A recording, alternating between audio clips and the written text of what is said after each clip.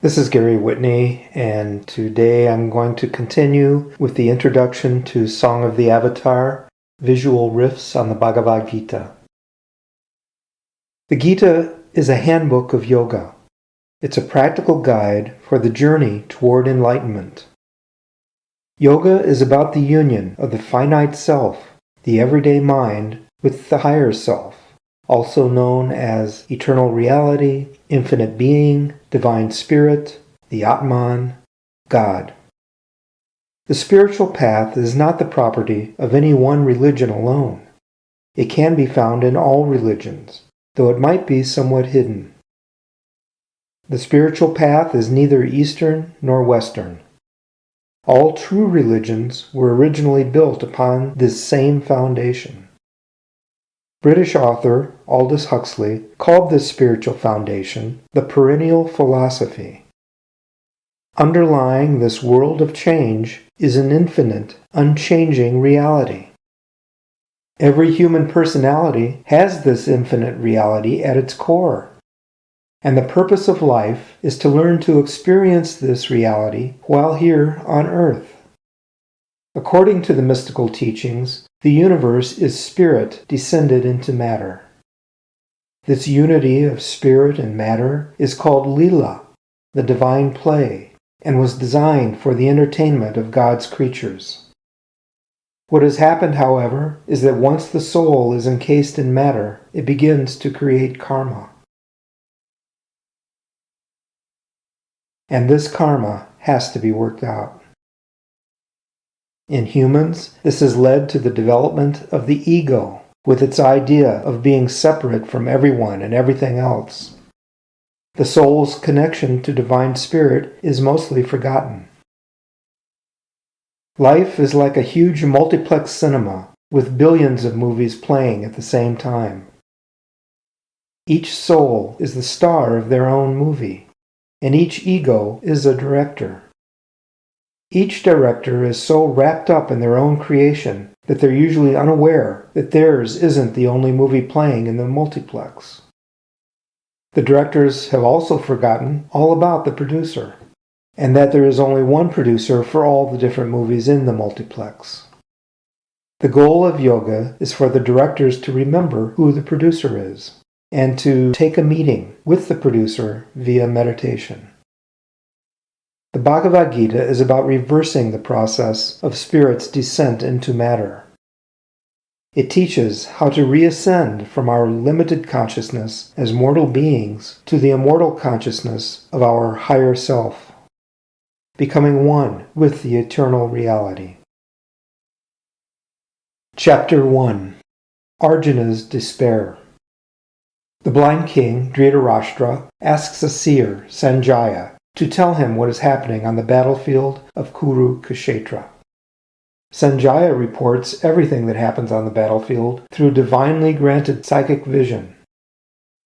The army of your sons faces the smaller army of the sons of Pandu. Tell me more. Your son Duryodhana, having gazed upon the forces lined up against him, blows his conch shell as a signal that the war is about to begin. Krishna and Arjuna blow their conchs. The armies join in, and the noise echoes through heaven and earth. After the echoes have died away, Arjuna speaks to Krishna, his charioteer.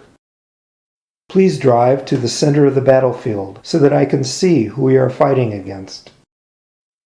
Krishna drives the chariot to a place between the two armies.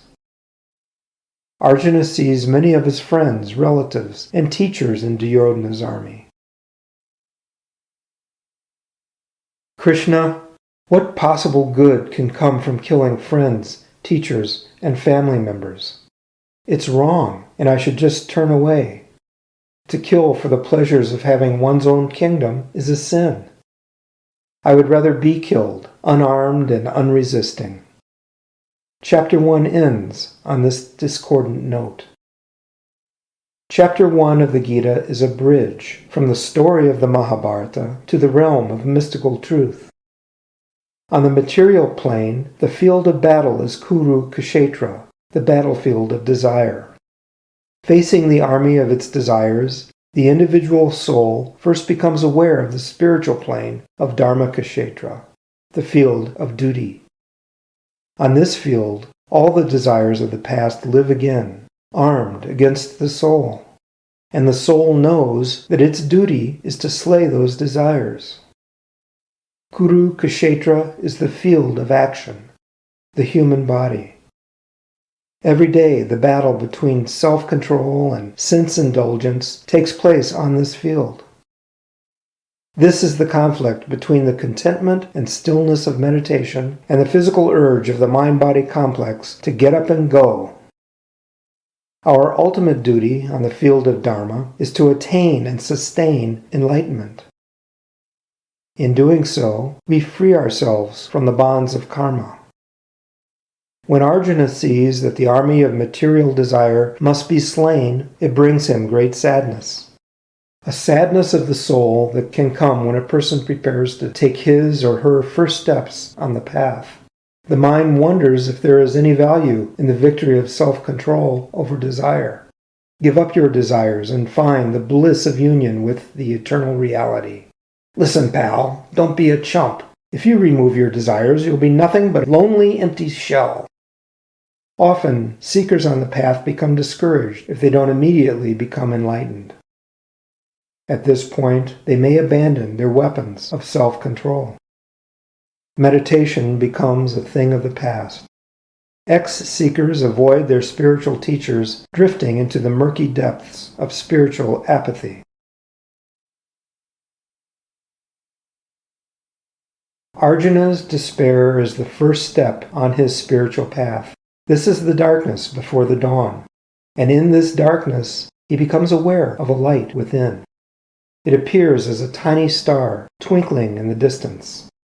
By this glimmer of light, Arjuna begins to see that the world of the everyday mind might be nothing more than illusion, and that this distant star holds the promise of true joy. In the ancient forest teachings of India's Upanishads, there is a description of two birds sitting on a tree branch. One bird eats the fruit of the tree, as the other bird silently observes. The tree represents the body, and the eating bird is the everyday mind. The observing bird is the higher self, the Atman. The higher self sees through the eyes, but cannot be seen by the eyes. Arjuna and Krishna are the two birds sitting in the tree. When Arjuna questioned his starting point on the path, Krishna remained silent. The voice of the divine teacher, the higher self, has not yet been heard. But Krishna, the silent bird, is about to begin his song. What he sings is one of the most important songs that the world has ever heard. It's the song of the Avatar, the Arya of the cosmos, the Bhagavad Gita. Namaste.